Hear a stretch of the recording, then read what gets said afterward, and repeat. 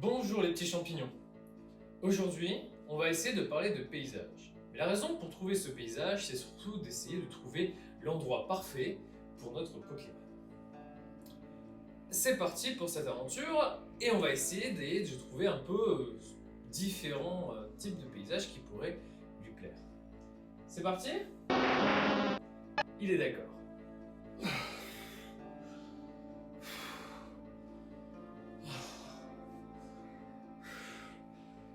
Je crois que ça va pas le volcan. C'est pas du tout adapté pour notre Pokémon, hein. Par contre, c'est beau, hein. Mais on va peut-être pas rester dans le coin. Il fait tellement froid ici que c'est encore pire, je crois. Ouais, c'est joli. Ouais, t'aimes bien le froid. Ouais. Donc encore un peu de végétation ici, hein. Ok. Allez. Rouge. Alors là, c'est pas mal du tout. Moi j'aime bien. Hein. On peut rester ici, non? Regardez-moi cette belle mer cristalline. Ça me plaît pas. Hein. Ouais. Je sais pas nager, il fait trop chaud. Ok, bon bah. On va trouver ailleurs, hein. Ah, et c'est de pire en pire en fait. Là, il fait vraiment trop chaud. Je pense qu'il va falloir trouver une autre solution. Ce que je vous propose, c'est qu'on va essayer d'étudier un peu les paysages, se rendre compte comment ils sont étudiés dans l'art, et puis peut-être qu'on va finir par trouver l'endroit parfait pour notre Pokémon. On est prêt? Alors jingle.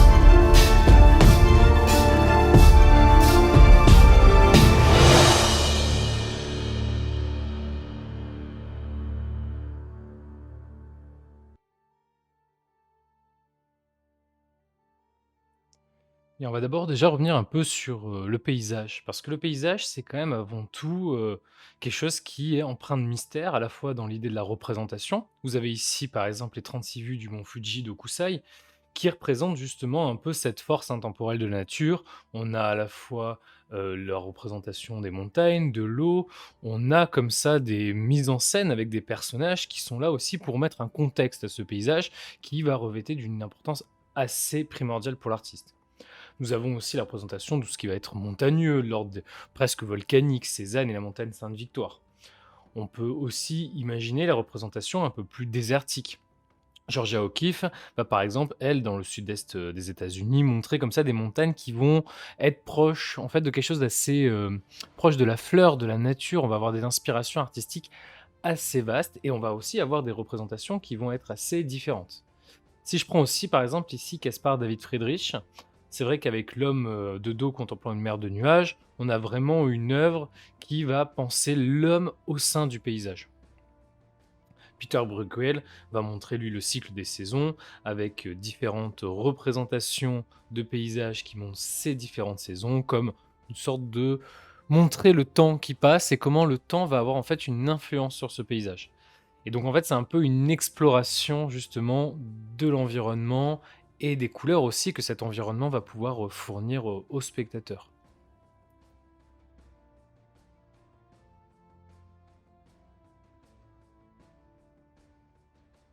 Alors si je parle maintenant des matériaux, des outils et du geste, c'est parce que c'est toujours quelque chose de très important dans la création artistique. C'est même assez crucial parce que c'est grâce aux gestes et aux matériaux qu'on va pouvoir créer ces représentations. Hokusai, lui, il a vraiment cette technique qui est importante dans ses représentations, c'est de l'estampe et cette estampe, ça va impliquer des choix de matériaux, des choix de techniques. Ici, avec la grande vague de Kanagana, on est vraiment sur comment représenter cette force de la nature, comment représenter cette vague qui domine ici, le mont Fuji qui est au fond. On a des éclaboussures, on a le bateau comme ça qui est pris dans la tempête et tout ça, ça va nous donner vraiment par ce mouvement en fait de l'artiste, une nouvelle dynamique et un nouveau souffle en fait à la représentation, du paysage. Et donc c'est vrai que, après Hokusai n'est pas le seul à faire cette exploration-là, hein. De toute façon, toute représentation artistique va impliquer ces techniques et ces matériaux. Et c'est vraiment ce qui va donner, la force en fait dans la représentation et c'est ce qui va donner aussi le fait que l'on apprécie, les œuvres que l'on observe. Quand on voit l'œuvre de Vincent van Gogh, on sent son geste qui tourbillonne comme ça dans le ciel, on a des cercles, on a ces lumières comme ça qui sont vivantes. On a les touches de peinture, on ressent la matière, on ressent la vivacité du geste de l'artiste et c'est ce qui donne en fait à La Nuit étoilée, en fait cette énergie que l'on ressent. Si on prend l'artiste Anselm Kiefer, lui, en art contemporain, on ressent directement la matière. Les matériaux, ils sont là. Ces représentations sont faites même des objets qui sont représentés. On a la terre, on a la paille, on a de la enfin, on a la texture de la peinture. Regardez ici comme on voit justement la profondeur de la toile. Il y a presque plusieurs dimensions au sein même de sa représentation parce que c'est plus bidimensionnel en fait. On est face à quelque chose en volume. Richard Mirsac, lui, en fait, c'est vraiment des photographies et donc même à travers la photographie, déjà, il y a le regard, il y a l'outil photographique, mais il y a comment on va jouer de la lumière. Comment cette lumière va créer des reflets, va créer quelque chose un peu éthéré. On a vraiment comme ça le désert qui devient presque un univers, enfin fantasmagorique. C'est presque un paradis, terrestre qui nous est offert et c'est parce qu'il a réfléchi à cette lumière. Et donc, évidemment, l'échelle et la représentation, c'est important dans l'art, hein. C'est vraiment ce qui va permettre la différence entre ce qui est représenté et l'objet de représentation. On parle principalement de cartes, plans et de maquettes qui vont être vraiment ces outils principaux aussi dans la conception de l'environnement, du paysage, de l'architecture et ce rapport justement d'échelle. Alors c'est vrai que l'échelle, on a tendance à en parler principalement lorsqu'on est sur des cartes géographie. Après tout, la carte, c'est vraiment une représentation à l'échelle du territoire, réel et donc on a besoin de savoir. Déjà parce qu'on va s'y déplacer ensuite sur ce territoire. Donc c'est important de savoir, bah, voilà, que 1 centimètre sur la carte, ça va représenter peut-être 1 kilomètre dans la réalité.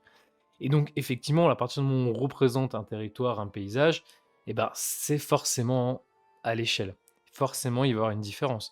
Ici, par exemple, les plans architecturaux, c'est pareil.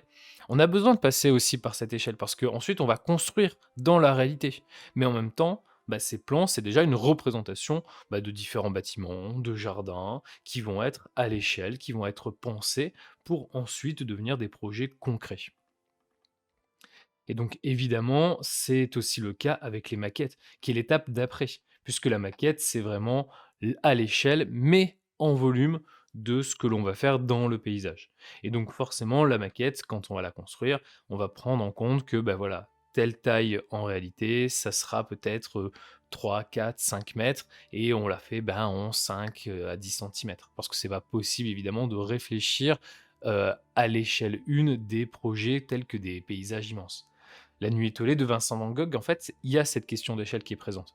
Il va essayer de nous mettre comme ça le village qui est totalement écrasé dans la représentation, qui est écrasé par ce ciel qui domine, qui est bien plus grand. Il a réduit l'échelle du village pour augmenter l'échelle du ciel. C'est ce qui rend comme ça ce côté un peu impressionnant aussi à la toile.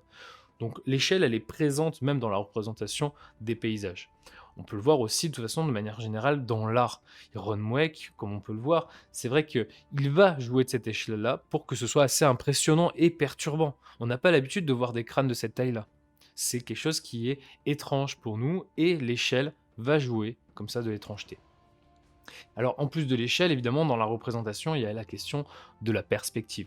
Puisque la perspective, c'est quand même ce qui va nous permettre de représenter sur un support bidimensionnel quelque chose qui est très dimensionnel et ce qui va donner aussi de la profondeur, évidemment, et du réalisme à la toile. Et donc c'est quelque chose qu'on va retrouver parfaitement dans, par exemple, Le Voyageur contemplant une mer de nuages. On va avoir une composition qui va nous permettre comme ça de cibler notre regard sur le personnage. Le paysage, lui, il est dans cette perspective, il s'étend devant le personnage et on a aussi en plus une perspective atmosphérique. Notre regard va s'orienter sur ce personnage-là, mais il n'est pas seul. Le paysage reste présent et on a ce côté un peu mélancolique, avec ce regard sur l'horizon parce que nous-mêmes, on va porter notre regard sur cet horizon. Donc en fait, la perspective, c'est vraiment un outil qui est essentiel, ça va capturer toute la complexité du paysage et ça permet justement de faire cette traduction émotionnelle entre ce que l'artiste a vu et comment il va le représenter.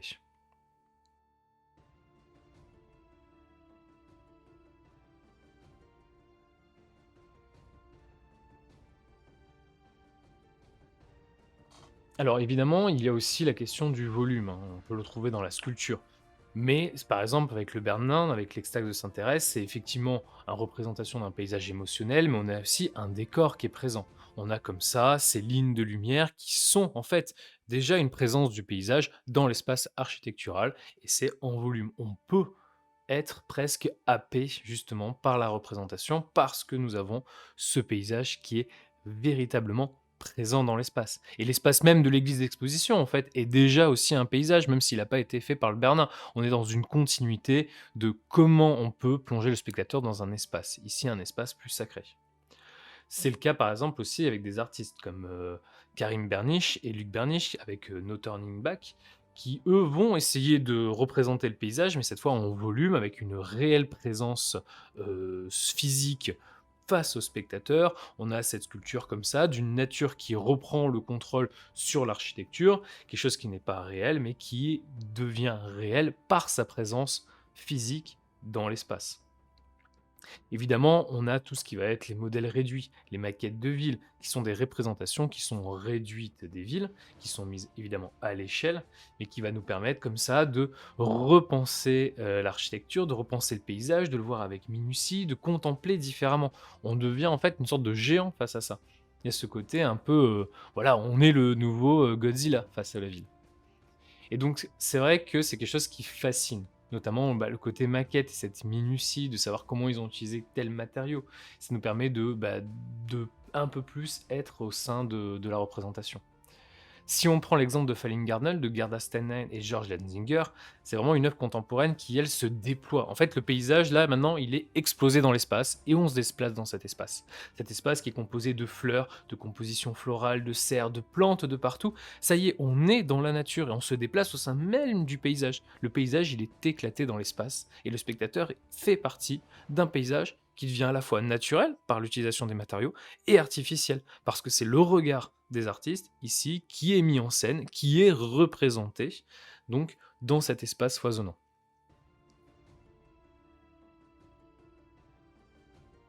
On a Pierre Malfait, hein, qui lui va te proposer comme ça un arbre en bois, sous un soleil électrique. On a comme ça une confrontation entre, du bois qui recompose l'arbre, qui est, dans un espace qui est quand même, un espace urbain, un contexte urbain, c'est la galerie, on a un faux soleil et on a comme ça l'espace du coup de la nature qui vient se mêler à l'espace, urbain, un contexte beaucoup plus justement électrisant. Et c'est par sa présence dans l'espace que ça devient assez intéressant. Olafur Eliasson, quand il nous fait Rain Window, il nous invite à réfléchir à l'élément naturel de la pluie. Et comment la pluie, en fait, c'est une caractéristique qui fait vraiment partie du monde de la nature. On n'a pas l'habitude de retrouver dans une galerie où on rentre, il pleut à l'intérieur. Et ça devient une réflexion que les artistes vont, grâce à la représentation en volume, faire naître. Nil Sudo, lui, c'est vraiment la nature au sein de la nature. Et comment on va utiliser les matériaux naturels, comme des branches, des feuilles, des morceaux de cailloux, pour pouvoir créer comme ça un nouveau rythme au sein de la nature, un rythme plus posé. On a un nid en fait qui est présent au sein même de cet environnement. Et donc la nature peut être effectivement représentée au sein même de la nature. Et donc la limite entre la représentation et ce qui est représenté, elle devient de plus en plus floue. Donc c'est vrai que, le lieu en fait, de l'exposition des œuvres, ça devient quelque chose qui va être assez important, d'accord? L'environnement, l'espace d'exposition, le contexte, ça joue forcément un rôle. On va pas apprécier une œuvre de la nature pareil dans une galerie qu'au sein même de la nature. Comme on va pas l'apprécier de la même manière si elle est faite avec des matériaux industriels ou avec même des matériaux issus de la nature. Et donc c'est là que l'on voit aussi comment la représentation même du paysage est une interaction entre l'art, l'environnement et le spectateur. Finalement, on l'a trouvé, le lieu parfait pour notre Pokémon, qui mêle à la fois le froid et la nature. Il suffisait de le fabriquer nous-mêmes, de le créer, et de pouvoir permettre à notre Pokémon de s'y sentir heureux. Alors bon, espérons que ça suffise. Sinon, moi je propose qu'on trouve le moyen d'être avec lui dans cet environnement.